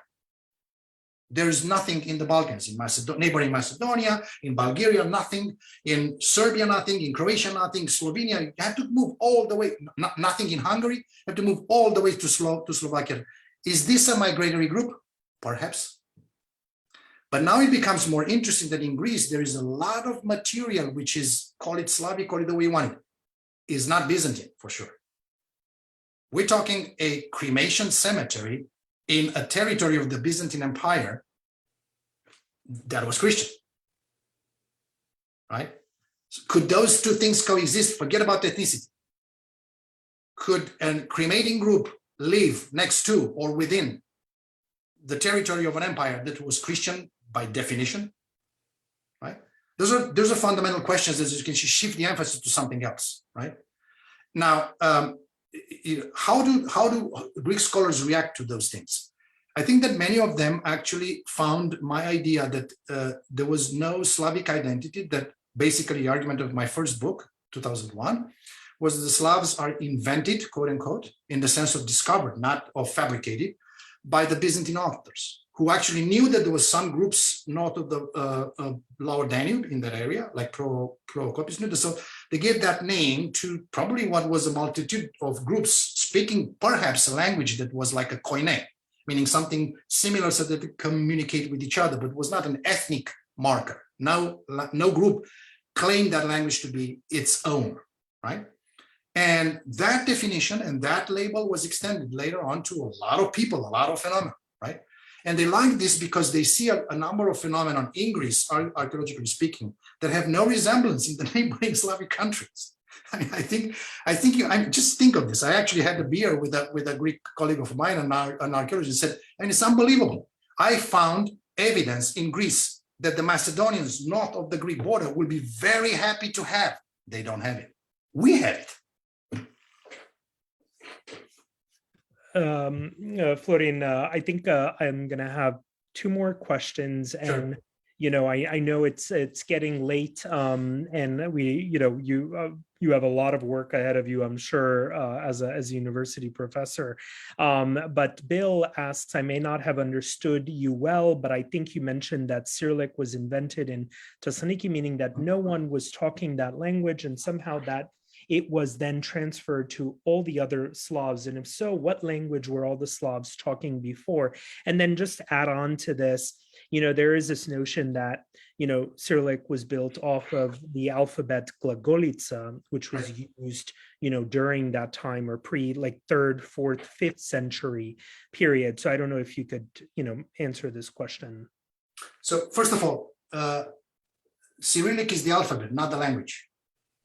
All right, so it's the script, right? Cyril did not invent Cyrillic.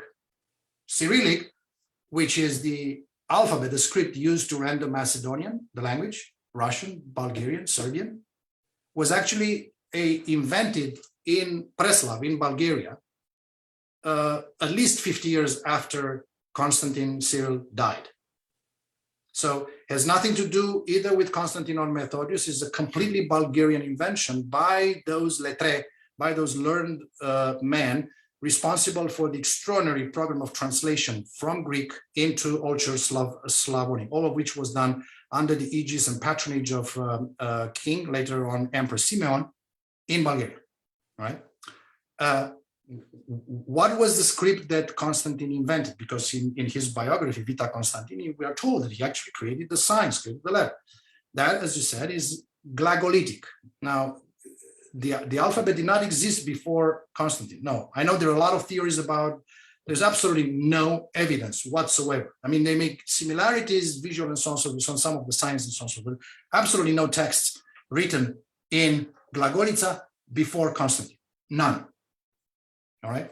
So when I said that those two things, the Glagolitic and the Cyrillic, are alphabets, what I referred to earlier on was the language, which is called Old Church Slavonic, conventional name, because we don't have other name. As I said, Bulgarian scholars prefer to refer to it as Old Bulgarian, under the assumption this is actually their language. Be as it may, I don't want to get into that dispute. When I said that Constantine created that language, I meant to say that he picked up on a dialect. This is an assumption. We don't know what that dialect was, how it sounded, because nothing survives. There was no speaker of a dialect spoken in the hinterland of Thessaloniki surviving from the 9th century to the 21st to tell us in that language what he was talking. There is no text either, because as I said, Glagolitic, we only have text in that language, Old Slavonic, written in Glagolitic after Cyril, not before, okay? So the assumption is that Constantine, used that dialect spoken in the hinterland of Thessaloniki to create a language. When I say create, what does that mean? Obviously, he used the morphology, the structure of the language, but vocabulary-wise, for the stuff that he had to do, the translation of the Bible and the liturgical books, there were words in those books for which that dialect had absolutely no terms, right? So Constantine had to create words. The linguistic term for what he did is called calque. For example, there are two meanings of the word angel, right, in Greek, angelos. One is angel, as we have it in English. The other one is what Old Church Slavonic rendered as posel, envoy. Right? So whenever Constantine realized that the envoy in question is not just an envoy of Samuel, let's say, I mean, Samuel lived much later, of an emperor, whatever, but a special envoy like Archangel Gabriel bringing the news to the Virgin Mary, he switched from posel to angel. That word angel did not exist in any Slavic language before. That again is an assumption, right? So he got words from Greek and translated them into Old Church Slavonic. There's a long list of such words to meet the needs of a translation of a very special text, liturgical text, which involved abstract concepts, right? How do you explain resurrection? I mean, this is not an easy thing. He was an extraordinary mind in doing so. And in doing that's why I'm saying created language. He created a platform for a conversation that speakers of that language could have with speakers of other languages that were Christian too. In other words, that is the foundation for all Slavic cultures. And I think you could delve into this, and there's a question here. Just adding on to this, Stoyan Trajkov, and the coding and invented to describe a certain law. Right. It's a code, yeah. And the Glagolica perhaps code. And how do you justify the reason for translation into an unknown code, or so-called Glagolica, but the disciples, you had mentioned the disciples of Cyril and Methodius, and Naum, in particularly, and Clement, and the first Christian school, in Lake Ohrid, and where they baptized 3,000 or so, folks in the Christian religion, and into there's a lot of questions and comments. There's one from Trajko, and earlier there was a mention about how perhaps Napoleon is in French, Catherine the Great is in Russian. Nobody questions them being French and Russian, respectfully. And then there was a comment from Eva that I wanted to mention here, and you talked about the whole racist kind of mentality in Greece, and this the Macedonian question is inherently a racist, I believe so, yeah, question. But Trajko, how much of a making of the Slavs is a Tsarist Soviet political agenda to justify Russian involvement? I'm not sure I understand this question. Are you saying that me writing that book being a Tsarist or Soviet agenda? No, I think the question is more, you're obviously disputing the claims, right, but this notion that the Slavs migrated, all that stuff, there is this Slavic brotherhood approach of Tsarist, Soviet, political agenda. And when we talk about the whole issue with Bulgaria, we talk about Bulgaria constantly talks about this, the Treaty of San Stefano, and when Macedonia was given by Russia at that time to Bulgaria, and then obviously taken away, given back to the Ottomans, if you don't want to simplify it in those terms. And so currently in today's dynamics with Russia, Ukraine, and everything, justifying Russian involvement in Europe. There are two ways to answer this. So first of all, let me say that the research on the early Slavs did not start out of the Tsarist concerns. In fact, the beginnings of serious archaeology of the Slavs are in Czechoslovakia, Loborniderle, whom I mentioned earlier on. It was the creation of that state out of the ashes of World War I that encouraged this stuff, right? Even earlier than that, the Center for Research on those issues was in Czechoslovakia. Somebody mentioned the Slavic pottery. Well, I mean, if there is a type of pottery that is called Slavic, that's the so-called Prague pottery. Go figure. It was actually created, invented, call it the way you want. In this case, I mean fabricated, literally, by a Czech archaeologist of Ukrainian origin, Ivan Borkovsky, who wrote his book in 1940, when his country was already the protectorate of Bohemia and Moravia under Nazi rule. Yeah, politics is linked to all of this, but not necessarily Tsarist. Now, the other way to put it is that, remember what I said that I started by looking at how archaeologists got involved in politics, and how instead of receiving orders from politicians or governments and so on and so forth, they were actually offering things. I've noticed that in the same thing in the Soviet Union, actually with the exception of a change in the 30s, in order to respond to the Nazi propaganda, which was racist, basically saying that the Slavs are inferior human beings, Stalin switched from an agenda that basically emphasized Soviet identity to one that emphasized Slavic identity. Right? At the end of World War II, forward in time, he thanked not the Soviet people, but the Russian people for winning the victory against Nazi Germany. Yeah, it's a very important point, right? And during all that time, something happened. The people realized that if they do Slavic research, especially archaeologists realize that, they will get lots of money from the government. So forward in time to the 90s, right, to the dismemberment, early 1991, dismemberment of the Soviet Union, and the decades following that, something very interesting happens, right? Whereby in the 60s and 80s, the concept of Slavdom, Slavic brotherhood, as I said, incorporated all countries that were satellites of the Soviet Union. In other words, you include in that Slavic brotherhood the Poles, the Czechs, the Slovaks, the Macedonians, and so on and so forth. Nobody talks about that right now among Russian archaeologists. They still use the concept of Slavdom, but guess what? They only mean people in Belarus, Ukraine, and Russia. So it's, in other words, this very interesting way in which, although they jumped to meet the political demand, archaeologists suddenly found themselves fenced by the current conflicts. There is an extraordinary scholar working out of Cherkasy, of all places in Ukraine, who actually wrote an extraordinary book about how retarded, in fact, in a positive, I don't mean it as an insult, but in really in the truest sense of the word, meaning belated, methodologically and conceptually speaking, is the research on the early Slavs, not just in Russia, but in Ukraine and in Belarus. I wrote recently a paper and presented it in Oxford, in which I argued that once the dismemberment happened, and you see, not only Kiev was taken out of Russia, therefore Kievan Rus, the medieval history of Rus, was now claimed by the Ukrainians. Therefore, the Russians had to make the case that the first settlement, the first town created by the Rus was not Kiev, but Novgorod, because Novgorod is within the Russian borders, right?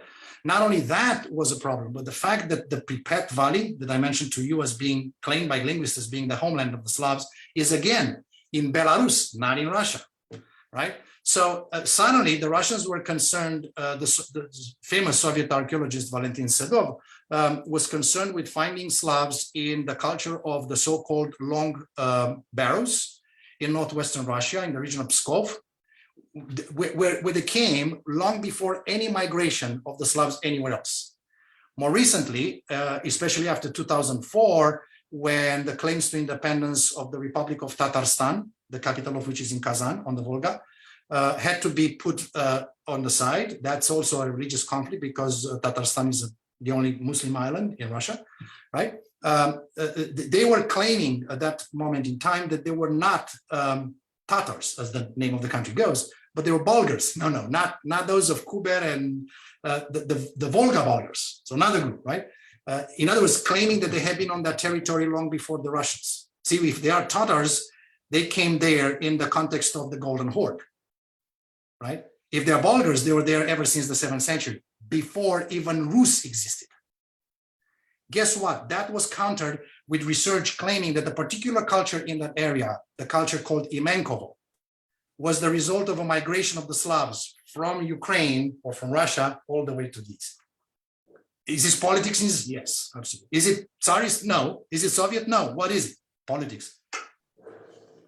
Well, I've always been of the mind that we need to leave history to the historians like you, and not, bring history to politics. And that's one of the problems, Macedonia is facing, currently with their neighboring countries. And it's the neighboring country, Macedonia wants to join NATO and EU, Right. and the neighboring countries have the key to, they hold the power to allow this country in, and they can dictate whatever they want. And just having historical commissions to review what was Tsar Samuel, or what happened in the 14th century or the 15th century is just, beyond comprehension, or any understanding for somebody in sound mind. But that's a topic for another discussion. But I think you've opened up even more questions for people. I think we're going to have to probably even have a second follow-up one day. Anybody that searches Dr. Florin Curta on Google will find his contact. I'm sure people can get in touch with you. But I do have a question in terms of, do you see a future in this field of work and study, and meaning, like, are there students of this type of history, resources out there? What can be done to elaborate on this and obviously continue your research? Like, you, Dr. Kurta, where do you want to see this field expand in the future? It's an enormous potential. I mean, it's an enormous interest. I can gauge it in 3 different ways. I teach a course on Eastern and East Central Europe in the Middle Ages here in your University of which is unique, right? I never had problems registering. It's full all the time. And none of them, as far as I can tell, none of those students is, originating his family or her family from this area. They're interested. This is a blank spot. They want to know what's happening. And look, politics is taking you there. I mean, people are actually making cases about Ukraine being close to Hungary. Nobody knows, even geography at the basic level. I'm talking politicians. Wink, a very recent comment by one prominent politician in this country actually thinks that Hungary and Ukraine are in the same area where the Russian troops are invading. Anyway, the other is a lot of things that happen in Eastern Europe challenge our mode of understanding. For example, Mr. Koloski made a comment just recently that the language invention that I mentioned to you is more like a language adjustment. Well, no, it's not. I mean, a language exists only to the extent that it's spoken, right? So unless one can prove me that Old Church Slavonic was spoken, therefore evolved, right? I will not admit that this is actually an adjustment, because adjustment means that we know what the language was that he, Constantine, used to create this language. We don't. That's an assumption. And what we do know for sure is that Old Church Slavonic remained frozen to this day in the phase in which it was created in the 9th century. Why? Because it was used only for the church. It was a sacred language, not a spoken language. You don't go to the market to buy your bread in Old Church Slavonic, right? So this actually creates a notion that, for example, what it would mean if I, instead of actually giving you the answers to those questions, I would switch to King James Bible English, thou and thee and so on and so forth. And this is just a weird feature, but there are levels in language. Old French and modern French, right? Mittelhochdeutsch and Standard German nowadays are not alike, right? The similarity between some of the modern languages, Slavic languages, and Old Church Slavonic are indeed deceiving. To say, no, that was not a created language. It was, not because it was a different language. That's not what I'm saying. But it was, of course, created for the purpose of being artificial. That is to say, non-spoken, right? Languages do not exist in a vacuum. And I don't think there is a better area in which we can actually make that case. I mean, there's one thing in the Balkans that actually blows the minds of all linguists in this world. It's called the Balkan Sprachbund. Sprachbund in German means linguistic union. The way to say the book in Bulgarian is knigata. The article is at the end of the word, right? The way to say the same thing in Romanian is cartea. The article is at the end of the word. The way to say this in Greek is bibliata. The article is at the end of it. All three languages from different families. How did they come to share those features? And they are not the only ones. In other words, bizarre phenomenon where languages of different origins converge. We're probably facing a new era. You're asking about the future of new era. We have to understand that those people were not monoglottic. In fact, the Balkans are an extraordinary experimental area for testing hypotheses about multilingualism. Many of those borrowings from Romance languages into Macedonian, from Bulgarian to Romanian, and so on and so forth, happened when people switch from one language to the other. I'm trying to explain to you that the Balkans are probably the best place to illustrate for the Middle Ages what is known in America as Spanglish. When you speak English, mixing up Spanish words. Most people think this is actually a sign that you don't know that language. In Macedonian, we call it. There's Rom English. Yeah, exactly. Uh, But most people do this on purpose so that if you speak a language like that, nobody around you could understand. It's sort of like a secret code, you know, mentioning the code there. There is, in other words, a historical dimension of this phenomenon, unstudied. Well, Dr. Curta, I really enjoyed this discussion. I learned quite a bit, and I'm sure our audience learned quite a bit. And I highly recommend people pick up Dr. Curta's books on Amazon or Routledge Press, and particularly this latest. And and also the link to. I think you could easily find his paper, Were There Any Slavs in 7th Century Macedonia? But I really, really appreciate your time. I hope that people also learned quite a bit, and I think we're going to have you back in a Sure. later date to. It'll be my pleasure. And hopefully we'll get the opportunity to meet in person. And also, please, I hope that we can develop some partnerships, with institutions in Macedonia as well. And obviously your collaboration with, Dr. Mitko Panov and others, I hope that opens doors for other Macedonian scholars in this topic. And so thank you very much. Thank you to welcome. It was my pleasure. Thank you, Dr. Curta. And originally before we started this discussion, I was asking Dr. Curta how to pronounce his last name. I thought it was Curta, and he corrected me because I thought, C is cha or tsa, but it's not, and so fascinating, linguistic, lesson here. And so I look forward to the next discussion. We're going to have a couple of discussions in March, one on International Women's Day and the role of Macedonian women, which will be hosted by my colleague Emma Brown. We'll send an invite for that. And we're also going to have a discussion with a young scholar out of London on the history of Ilinden and the uprising there, and the role of Macedonian ethnic identity during this time. And then later on in April, we'll be hosting an event on Macedonian folklore tradition. So we'll keep you all posted about those. Stay in touch on our social media, get involved in UMD. And again, thank you very much, Dr. Curta, everybody for participating, watching on Facebook. I apologize, we couldn't get to all the questions, but definitely please contact Dr. Curta when you can.